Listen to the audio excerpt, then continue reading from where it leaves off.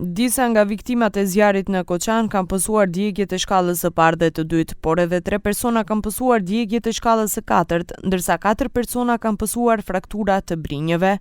Arsyeja e vdekjes së 59 viktimave në Koçan është zhungulfatja e shkaktuar drejt për drejt nga zjarri, njoftoi udhëheqësi i Institutit të Mjekësisë Ligjore Aleksandar Stankov, i cili tha se të gjitha analizat pritet të përfundojnë në muajin mars dhe më pas gjithçka do të dorëzohet në prokurori.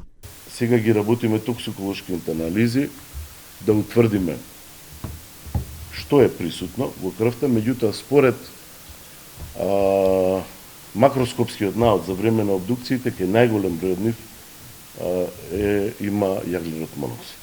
Stankov tha se janë bërë 2 metoda identifikimi, ai ADN-s dhe me daktiloskopi, teksa sqaron se monoksidi i karbonit është gaz shumë i rrezikshëm.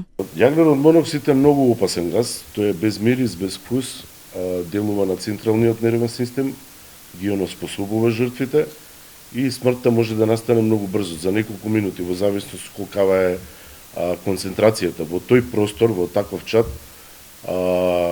Да делува јаглерод моноксид, многу брзо може да настане смрт и ги оноспособува жртвите да избегаат.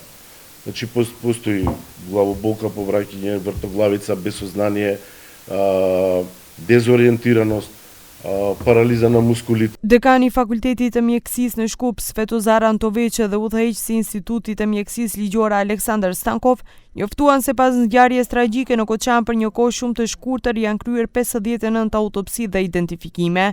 Ta se formuan 6 ekipe të përbëra nga ekspertë të mjekësisë ligjore, patolog dhe ekipe të Ministrisë së Brendshme.